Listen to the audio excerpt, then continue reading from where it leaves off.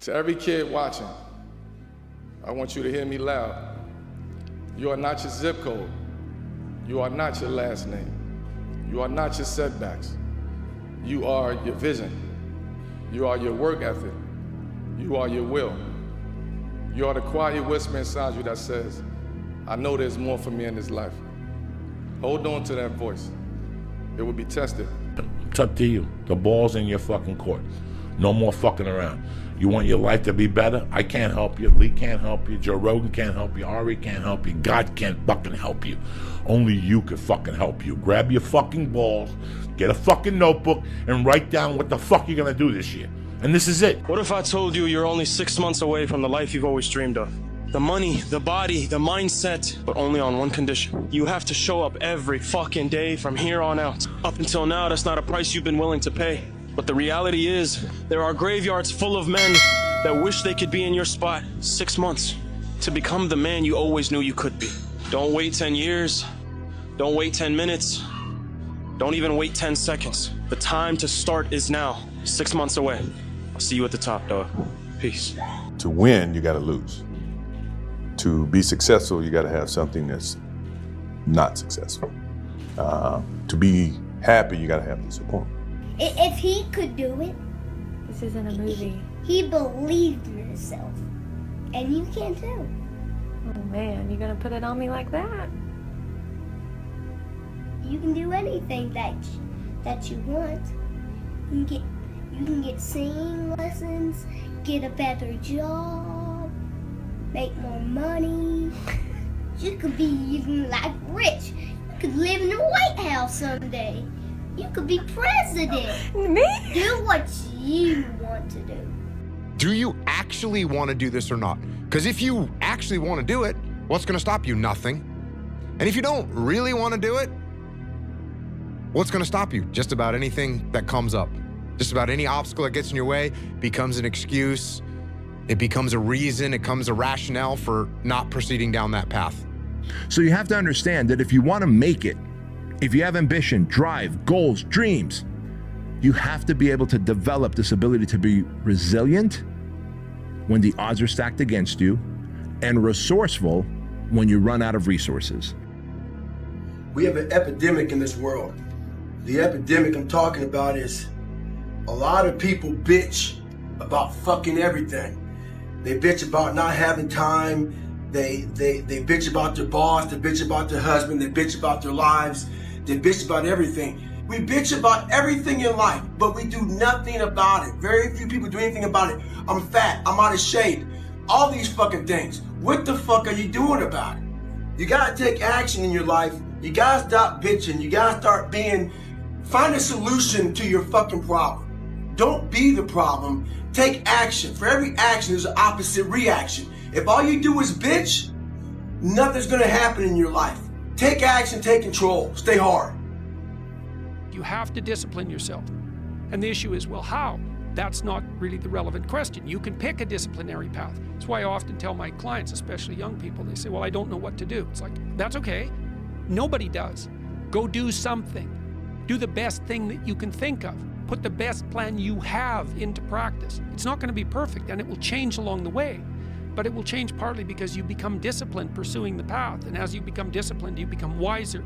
And as you become wiser, you become able to formulate better and better plans.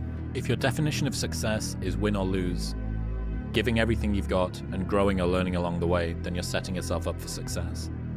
I really think the biggest cheat code in life is just going after it and not being concerned of whether or not you fail at one specific task. Instead, understanding the big picture, what your long-term goal is, and knowing if you keep driving forward and never fucking quit, in the end you will succeed. You don't start things and not finish them. You don't quit. There's nothing that comes out of quitting besides knowing that you didn't finish. We finish everything. You start it, finish it. If you're gonna do it to try and be the best. Not be better than other people, be the best for you. There's always gonna be a time to celebrate and a time to join friends or a day the bars are always open. Always open. No matter how old you are, they're always open, you know? What's not always open is the opportunity to check the box in life. you know, to achieve your dreams. That's not always open, man.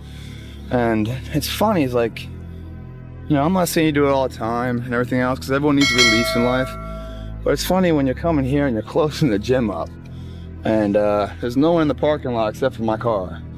And everyone else probably getting home from some party right now, because bars are closed right now too. You know, they're probably going to sleep, and they're probably going to have to wake up and apologize to somebody for however way they acted, because that's not who they really are. They're chemically induced to be a certain way, to have the social lubricants, or to be able to talk, to be liked, and say they take something in order to be that guy. Just like people that do steroids, whatever else. I have to take this to be all that, you know? But who I am as an individual isn't quite good enough. That's why I need to take something and become somebody else. You know, it's a sad reality. You know, I gave the sport of boxing my whole life. I dedicated my whole life to the sport of boxing. And all I ever wanted to do was put my family, my mother, my father in a comfortable position. My dad is a millionaire. My mother, she's a millionaire. And the investments were for my grandchildren, not just my children. Yeah.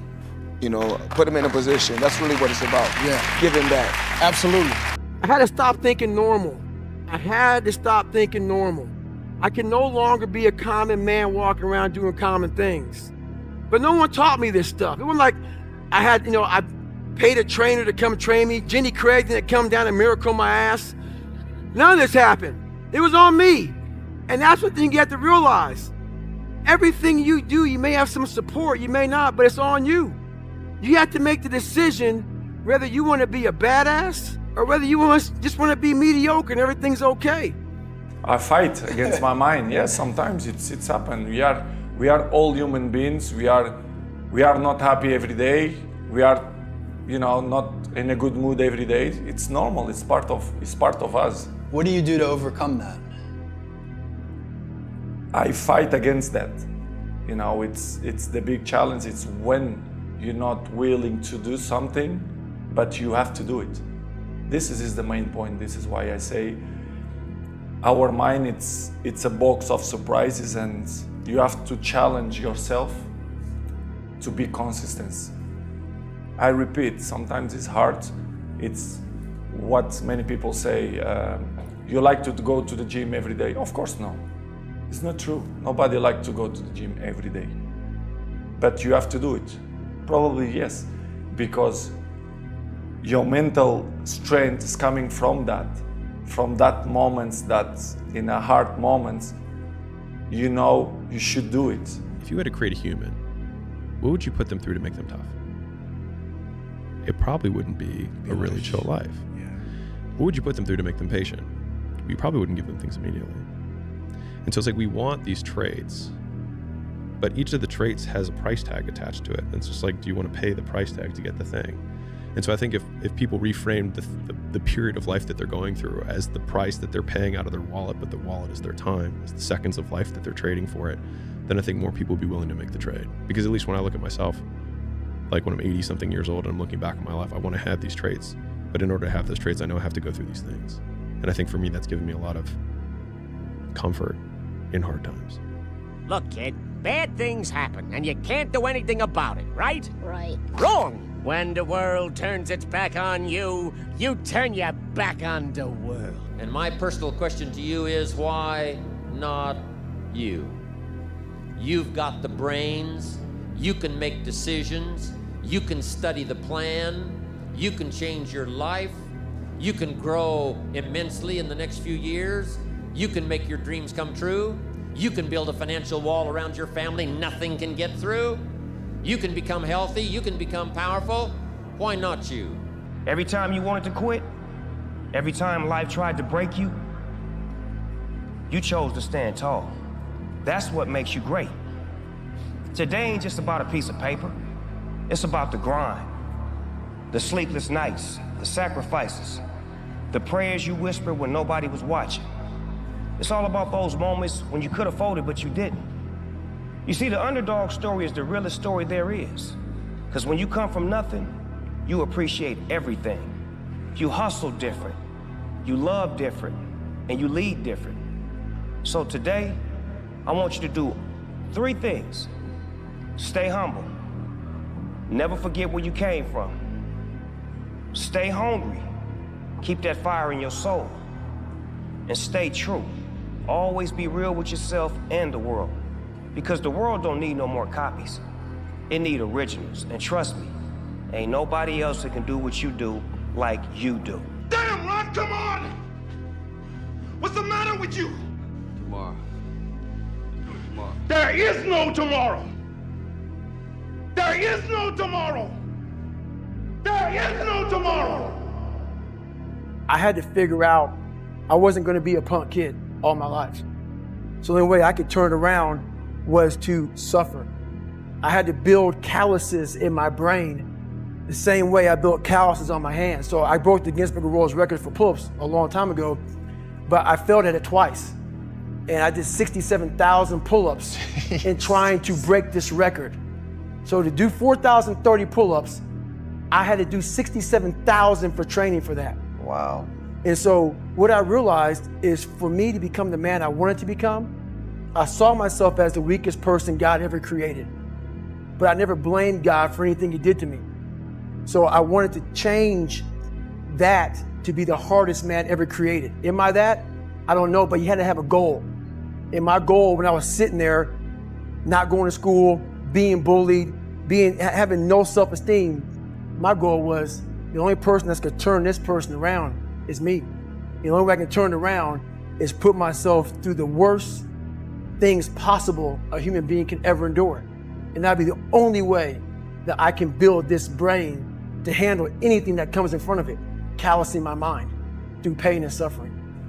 Well, my biggest advice to him is that, first of all, he won't like what I say to him, because I'm gonna say the exact opposite of what the world, today's world, is saying. So we read a bunch of books nowadays. As humans, we want to find out how to be someone else. What we don't do is we don't go inside. So literally turn yourself inside out. Read the book that says, like we're writing a book every day of our lives, but we never read that book. So what I would challenge this young man or young woman to do is you have to look inside of yourself to see what you really want. What are you passionate about? We use these words and these little phrases of only the strong survive and all this other crap. They're all just fucking words. I get so tired of hearing people just talking. Like right now, someone may think Goggins is just talking. You don't know me. So when I speak from passion, I speak from experience, I speak from suffering.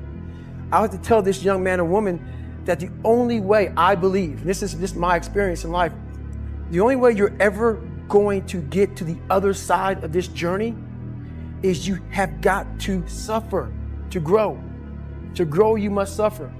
And some people will get it, some people won't. But they have to see what their journey is to start their journey. Several people live to be 100 years old, and they have great lives, and they have great kids. Their kids go to college and all sort of stuff. But somewhere in their life, there was a point where they had a decision to make. They can go left or right on this path. Left was the easy route. Right was the hard route. A lot of people take the easy route. And they had a good life that way, but the better life was going to the right side. And you may have 20 years of pain and suffering to get past it, but a lot of us die never truly starting our journey. And I would tell this young person, you gotta start your journey. It may suck, but it will come out the other side where you're coasting. A man who is consistent and courageous, who experiences a setback, never sees it as failure, sees it as temporary defeat. The fact that it is painful is the reason that it's working. Yeah. That if it wasn't you stepping out, everybody else that has to try and step out into this new life faces this same thing too. Every single person does. That's why most people don't do it. Yeah. Like, this is what hard feels like, and this is why most people don't win. So continuing to push through and almost seeing that level of discomfort as a signal, it's like a way marker that's been planted in the ground. Yes, more this way. Because if it was all just super easy, well, how are you going to get anything different to what everybody else has got if you do the same thing that everybody else does? Yeah. And one of the best selectors for people not doing a thing is discomfort. So the route that has a lot of discomfort down it, usually on the other side of that, ends up with something which is valuable. For me, I mean, yeah, you visualize where you want to be and what you want to accomplish, and you kind of get lost in the process of day to day, grinding it out and working, pulling on ours if you have to. It's just about not losing vision and not losing sight of what you're trying to accomplish, no matter what hurdles you have to go through. So I think that kind of relates to whatever you're doing, whatever major you've chosen or what you're interested in. So for me in basketball, and it's about visualizing, whether you write it down, put it on the wall, do something, what your goals are, and get lost in the process of day-to-day grind, day-to-day getting better every single day. Asking questions, aligning yourself with people that have been through it before, that are experienced, and leaning on that advice, and just trying to outwork the next person, and that's the biggest thing. So I'm obsessed with finding myself now after and not having to prove anything to anybody other than myself and my family, but really myself, and realizing that is enough. You know what I'm saying? Like that, like giving your best is enough. And sometimes we lose track of that, and yeah, so for anybody out there, you're enough, man. This is my life. I'm not that smart. I'm depressed. I have a horrible life. I have these two guys, one guy so I became this 297-pound person because it became my body armor. Yeah. Because the inside was a fragile, weak, insecure kid. So I put this big man around it. So when people looked at me, I intimidated them. I scared them. But if they knew the real me, just a little punk. Yeah. I was a little punk kid in a 24-year-old guy's body. So I said to myself, I'm gonna run 4 miles. My first run out the gate, I'm gonna run 4 miles. I ran a mile, I ran a quarter of a mile, walked home, sat on the couch depressed.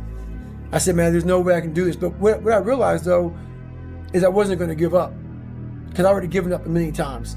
And I thought about how would I feel at 50 years old if I gave up now? Not to have, so I kept all this stuff in my mind. And basically, I started becoming obsessed. I slowly, it didn't happen that night on the couch. Right. Over a period of time, I started becoming obsessed with studying, with weight, with being somebody, with making people who thought it was gonna be nothing kind of feel like shit. I became obsessed with, you have to make this right. And the only person that's gonna do is yourself.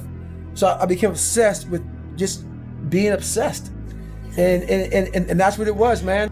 Why not see how much you can earn? Why not see how much you can learn? Why not see how many skills you can develop? Why not see what kind of person you can become? Why not see what kind of influence you can have? Why not see how many people you can rescue from oblivion? I will almost guarantee you the reason that your want and desire is far from being fulfilled by achieving it is because you haven't taken action necessary. So today, don't think about it. Don't talk about it.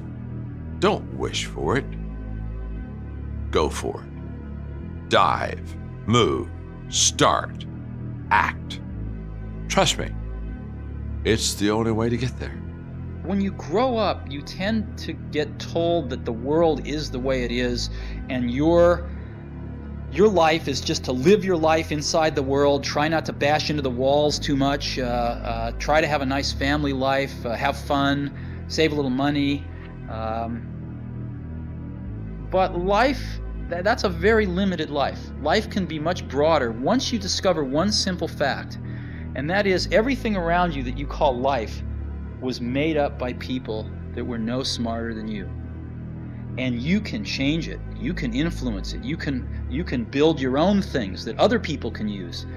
And the minute that you understand that you can poke life and actually something will, if you push in, something will pop out the other side, that you can change it, you can mold it. Once you learn that, you'll never be the same again. Stop waiting. Start before it feels safe. Stop waiting for the right time, because there isn't one. There isn't one. There's a beautiful proverb that says the best time to plant a tree was 20 years ago, and the next best time is today.